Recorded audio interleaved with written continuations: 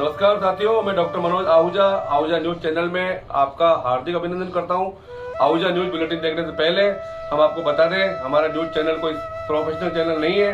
कानून की विशेष जानकारियां दिखाना, मौजूदा विधानसभा से संबंधित महत्वपूर्ण खबरें दिखाना और हमसे जो लोग जुड़े हुए हैं, हमारे सब्सक्राइबर्स, हमारे मित्र, हमारे शुभचिंतक, उनसे जुड़ी हुई महत्वपूर्ण खबरें दिखाना हमारे आहूजा न्यूज चैनल की पहली प्राथमिकता में शामिल है। आप भी हमारे आहूजा न्यूज चैनल के सदस्य बने। अगर आपने हमारे चैनल को सब्सक्राइब नहीं किया है तो सब्सक्राइब करें। तो आइए देखते हैं आज की विशेष खबरें Ahuja news channel bulletin. Supreme court ने सोमवार को कहा कि एक न्यायिक अधिकारी फैसले को पूरा तैयार लिखे बिना खुली अदालत में अपने फैसले के आदेश के हिस्से का उच्चारण नहीं कर सकता है। जस्टिस वी रामासुब्रमण्यन और पंकज मित्तल की पीठ कर्नाटक उच्च न्यायालय द्वारा पारित आदेश को चुनौती देने वाली अपील पर विचार कर रही थी, जिसमें प्रतिवादी, जो एक सिविल जज जूनियर डिवीजन था, पर लगाए गए सेवा से बर्खास्तगी के दंड को रद्द कर दिया गया था। कोर्ट ने कहा, यह सच है कि कुछ आरोप न्यायिक घोषणाओं और न्यायिक निर्णय लेने की प्रक्रियाओं के इर्द गिर्द घूमते हैं और यह कि वे अपने आप में, बिना किसी और चीज के, विभागीय कार्यवाही के लिए आधार नहीं बन सकते हैं। इसलिए हम उन आरोपों की अनदेखी कर रहे हैं। लेकिन जो आरोप प्रतिवादी की ओर से निर्णय तैयार करने, लिखने में घोर लापरवाही और धुलमुलपन के इर्द गिर्द घूमते हैं, लेकिन एक सही सिद्धि प्रदान करते हैं, पूरी तरह से अस्वीकार्य और एक न्यायिक अधिकारी के लिए अशोभनीय है। इस मामले में एक अधिसूचना द्वारा प्रतिवादी को सिविल जज जूनियर डिवीजन के रूप में नियुक्त किया गया था। घोर कदाचार के कुछ आरोपों पर एक आदेश द्वारा प्रतिवादी को निलंबित कर दिया गया था। दिनांक 25 जनवरी 2005 इसके बाद चार्ज मेमो जारी करने के साथ अनुशासनात्मक कार्यवाही शुरू की जाती है। जांच रिपोर्ट के अनुसार कुछ आरोप लगे थे सिद्ध किया हुआ और अन्य आरोप सिद्ध नहीं हुए। इसलिए दूसरा कारण बताओ नोटिस जारी किया गया और उसके बाद कर्नाटक उच्च न्यायालय ने 4 अक्टूबर 2008 को प्रतिवादी पर सेवा से बर्खास्तगी का दंड लगाने का संकल्प लिया। पूर्ण न्यायालय के संकल्प के आधार पर सेवा से बर्खास्तगी का आदेश कर्नाटक के राज्यपाल द्वारा दिनांक 19 मार्च 2009 के आदेश द्वारा पारित किया गया था। जांच अधिकारी के निष्कर्षों को चुनौती देते हुए प्रतिवादी ने 3 रिट याचिकाओं का एक सेट दायर किया और सेवा से बर्खास्तगी के आदेश को चुनौती देते हुए प्रतिवादी ने एक अलग रिट याचिका दायर की। इन सभी रिट याचिकाओं को एक न्यायाधीश ने खारिज कर दिया। इससे व्यथित होकर प्रतिवादी ने अंतर न्यायालय अपील दायर की। उन अपीलों को उच्च न्यायालय ने एक बहुत ही अजीब आदेश द्वारा अनुमति दी। न केवल दंड के आदेश और जांच अधिकारी के निष्कर्षों को खारिज कर दिया, बल्कि यह भी निर्देश दिया कि प्रतिवादी के खिलाफ आगे कोई जांच नहीं की जा सकती है। पीठ के समक्ष विचार के लिए मुद्दा था, उच्च न्यायालय द्वारा पारित आदेश में हस्तक्षेप की आवश्यकता है या नहीं।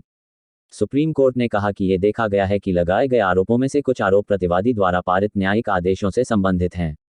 इसलिए हम उन आरोपों को नजरअंदाज करने और ये देखने के लिए सीधे तैयार हैं कि क्या सेवा से बर्खास्तगी के दंड का आदेश अन्य आरोपों के आधार पर न्यायोचित था और क्या उच्च न्यायालय ने उसे खारिज करने का सही निर्णय लिया था। पीठ ने कहा कि न्यायिक अधिकारी के समापन भाग का उच्चारण नहीं कर सकता। फैसले के पूरे पाठ के बिना खुली अदालत में उसका फैसला तैयार निर्धारित किया जा रहा है। प्रतिवादी ने जो कुछ किया है, विभागीय जांच केवल जिम्मेदारी सौंपने के लिए है अक्षम और कथित तौर पर नौसिखिया अशुलिपिक। हम नहीं जानते कैसे ऐसे गंभीर आरोपों के संबंध में निष्कर्ष निकाला गया है। उच्च न्यायालय द्वारा आक्षेपित मामले में पूरी तरह से लीपापोती की गई निर्णय। सुप्रीम कोर्ट ने कहा कि दुर्भाग्य से उच्च न्यायालय ने उपरोक्त मापदंडों पर इस मामले में दंड के आदेश की शुद्धता का परीक्षण नहीं किया। इसके बजाय उच्च न्यायालय ने आक्षेपित आदेश में एक निष्कर्ष दर्ज किया है, जैसे कि न्यायाधीशों ने किया था पहले हाथ, निचले स्तर पर न्यायिक अधिकारियों को पेश आ रही समस्याओं की जानकारी। उच्च न्यायालय की यह राय कि प्रतिवादी द्वारा किए गए भूल चूक के कृत्यों को गंभीर कदाचार नहीं माना जाता है, बहुत उत्सुक है। आग में घी डालते हुए उच्च न्यायालय ने दर्ज किया है कि उसे सेवा से बर्खास्त करना अपने आप में बहुत ही अत्याचारी है। इस तरह की खोज उच्च न्यायालय के पूर्ण न्यायालय पर एक परोक्ष हमले के अलावा और कुछ नहीं है। ऐसा करने के बाद उच्च न्यायालय प्रतिवादी को एक निर्दोष और ईमानदार अधिकारी के रूप में प्रमाणित करने की हद तक चला गया है। हम नहीं जानते कि उच्च न्यायालय इस तरह के निष्कर्ष पर कहां से पहुंचा। पीठ ने कहा कि यह प्रतिवादी का मामला नहीं है कि उच्च न्यायालय ने प्रतिवादी को जांच रिपोर्ट की प्रतियां प्रस्तुत करने से पहले ही सेवा से बर्खास्तगी का दंड लगाने का निर्णय लिया। जांच रिपोर्ट के साथ कारण बताओ नोटिस दिनांक 11 अक्टूबर 2007 है। प्रतिवादी द्वारा किए गए अभ्यावेदन।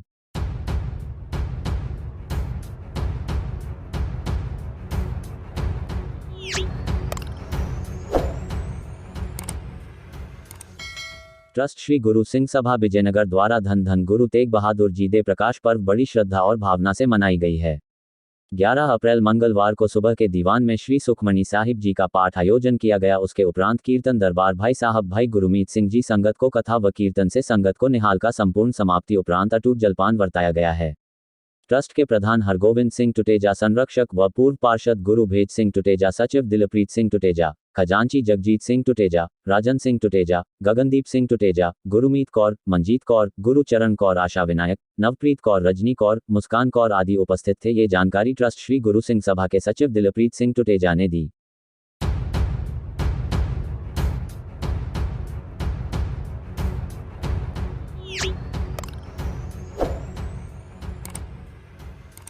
पारिवारिक न्यायालय के संरक्षक एडवोकेट पूनमचंद भंडारी, अध्यक्ष डीएस शेखावत, भूपेंद्र सिंह राव, विशाल शर्मा और अंकित चौहान एडवोकेट्स आज विधि मंत्री शांति धारीवाल से मिले। श्री भंडारी और शेखावत ने बताया कि पारिवारिक न्यायालय में 5 कोर्ट हैं और 2 जजों के बैठने की व्यवस्था नहीं है, इसलिए पारिवारिक न्यायालय को महिला आयोग से प्रथम मंजिल पर बने हुए 3 कमरे दिलवा दिए जाएं, क्योंकि महिला आयोग के पास वर्तमान में 35 कमरे हैं और प्रथम मंजिल पर 6 कमरे बिल्कुल खाली हैं, लेकिन वहां कमल सिंह यादव अधिकारी कमरे देने को तैयार नहीं है और उन्होंने महिला आयोग की चेयरमैन रेहाना खान को गुमराह कर रखा है। धारीवाल साहब ने कहा कि हमारी सरकार का प्रमुख उद्देश्य जनता की सेवा करना है और जनता परेशान हो रही है तो कमरे आवश्यक रूप से जजों के बैठने के लिए दिलवाए जाएंगे और इस संबंध में उन्होंने महिला आयोग की अध्यक्षा रेहाना खान से भी चर्चा की है। उम्मीद है कि पारिवारिक न्यायालय को जजों के बैठने के लिए 3 कमरे अतिशीघ्र ही मिल जाएंगे।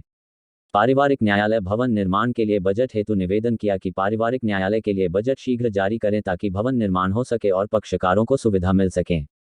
श्री धारीवाल ने कहा कि इस संबंध में शीघ्र ही मुख्यमंत्री से चर्चा करेंगे।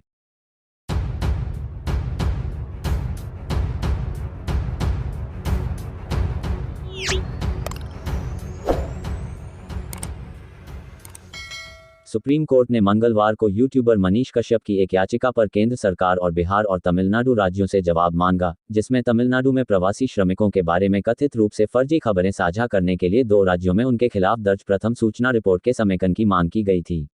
जस्टिस कृष्ण मुरारी और संजय करोल की पीठ ने पक्षों को सुनने के बाद सरकारों से जवाब मांगा और मामले को 21 अप्रैल को आगे की सुनवाई के लिए सूचीबद्ध किया। कोर्ट ने आदेश दिया, विद्वान वकील बिहार राज्य की ओर से नोटिस स्वीकार करते हैं। केंद्र सरकार को केंद्रीय एजेंसी के माध्यम से सेवा दी जाए। 1 सप्ताह के भीतर जवाब दाखिल किया जाए। कश्यप द्वारा दायर याचिका में उनके खिलाफ बिहार और तमिलनाडु में एफआईआर को एक साथ करने की मांग की गई है। कश्यप ने अंतरिम अग्रिम जमानत भी मांगी। तमिलनाडु में बिहार के प्रवासी श्रमिकों पर कथित हमले के संबंध में एक फर्जी वीडियो साझा करने के मामले में वह वर्तमान में तमिलनाडु पुलिस की हिरासत में है। मदुरै की एक अदालत से रिमांड आदेश मिलने के बाद पुलिस उसे पहले पूछताछ के लिए ले गई थी। आज सुनवाई के दौरान कश्यप की ओर से वरिष्ठ अधिवक्ता सिद्धार्थ दवे ने कहा कि वह 2 राज्यों में 5 मुकदमों का सामना कर रहे हैं। वरिष्ठ वकील ने कहा, तमिलनाडु ने 2 प्राथमिकी दर्ज की हैं और बिहार की एक जमानत याचिका खारिज कर दी गई है। एक अपराध कई कार्यवाही को जन्म नहीं दे सकता है और अर्नब गोस्वामी मामले में ऐसा ही किया गया था। इसलिए उन्होंने बिहार में प्राथमिकी को मुख्य मामले के रूप में मानने के लिए निर्देश देने की मांग की। कश्यप ने तर्क दिया कि वह 2 राज्यों में 5 मुकदमों का सामना कर रहे थे, जबकि तमिलनाडु राज्य ने कहा कि फर्जी खबरों के कारण मौतें हुई और यह इतना छोटा मामला नहीं था।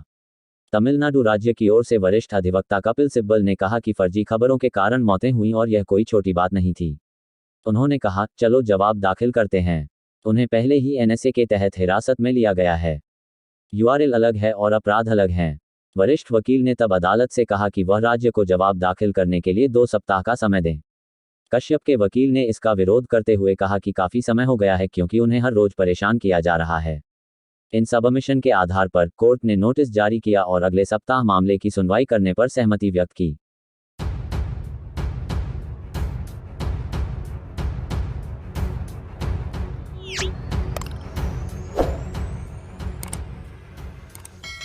श्री परशुराम जन्मोत्सव के आयोजन को लेकर ब्राह्मण समाज ब्यावर की आवश्यक बैठक का आयोजन स्थानीय श्री गुर्जर गौड़ छात्रावास में किया गया। इस बैठक में समाज के सभी संगठनों के अध्यक्ष एवं सभी समितियों के कार्यकर्ता उपस्थित हुए, जिसमें 5 दिवसीय कार्यक्रमों की तैयारियों की विस्तृत जानकारी दी गई। आयोजन समिति की ओर से श्री परशुराम जन्मोत्सव के पोस्टर का विमोचन किया गया। समारोह के दौरान 18 से 20 अप्रैल तक आईपीएल की तर्ज पर इनबॉक्स क्रिकेट मैच का आयोजन किया जाएगा। महिलाओं तथा बच्चों की प्रतियोगिताओं का आयोजन 19 से 21 अप्रैल तक अजमेर रोड स्थित श्री परशुराम भवन में किया जाएगा। साथ ही 21 अप्रैल को श्री गुर्जर गौड़ छात्रावास में विशाल भजन संध्या का आयोजन किया जाएगा। जन्मोत्सव के अवसर पर 22 अप्रैल को विशाल शोभायात्रा का आयोजन किया जाएगा, जिसमें 11 झांकियां, बीरबल नृत्य, इस्कॉन कीर्तन के साथ विशाल वाहन रैली आयोजन किया जाएगा। इस अवसर पर हरीश चंद्र शर्मा, धर्मपाल शर्मा, गोविंद प्रसाद, ओम प्रकाश मिश्रा, केवल किशोर तिवारी, अनिल भोजक, मनोज व्यास, रविंद्र दंडायत, अनिल पाराशर, सत्यकाम दाधीच, मनोज शर्मा, प्रीति शर्मा पार्षद, राजेश शर्मा, हंसराज शर्मा, प्रीति शर्मा, भुवनेश शर्मा एवं लोकेश उपाध्याय, विजय पारीक, शालिनी शर्मा, लता शर्मा, सुलक्षणा शर्मा, सुनीता शर्मा, रागिनी शर्मा, निशा पाराशर, संजय पाराशर, चंद्र प्रकाश अग्निहोत्री, योगेश पंचोली, अक्षय दुबे, मुकेश कुमार शर्मा आदि उपस्थित थे।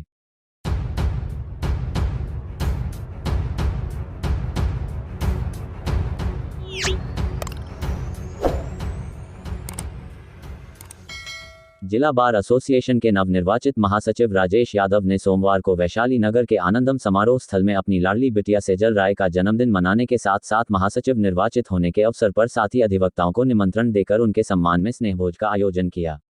शहर के हॉट वैशाली नगर स्थित आनंदम समारोह में परिवार व समाज के साथ साथ दोस्तों की उपस्थिति में लाडली बिटिया का केक काटकर अधिवक्ता साथियों की अगवानी करते हुए उन्हें लजीज भोजन का आनंद करवाने के साथ साथ सभी अधिवक्ता साथियों को साथ देने के लिए उनका आभार व्यक्त किया। उपस्थित मेहमानों ने बिटिया को आशीर्वाद दिया।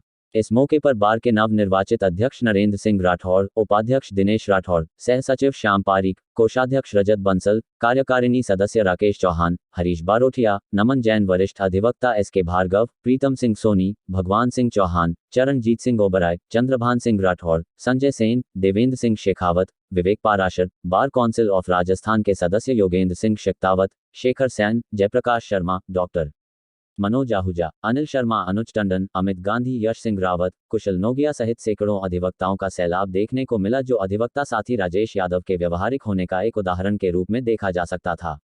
इस मौके पर वरिष्ठ अधिवक्ता एसके भार्गव ने भी सचिव यादव की कार्यशैली की तारीफ की। कार्यक्रम में अधिवक्ताओं के साथ साथ न्यायिक कर्मचारी संदीप माथुर, मनोज मिश्रा सहित अन्य कर्मचारी भी बड़ी संख्या में दिखाई दिए।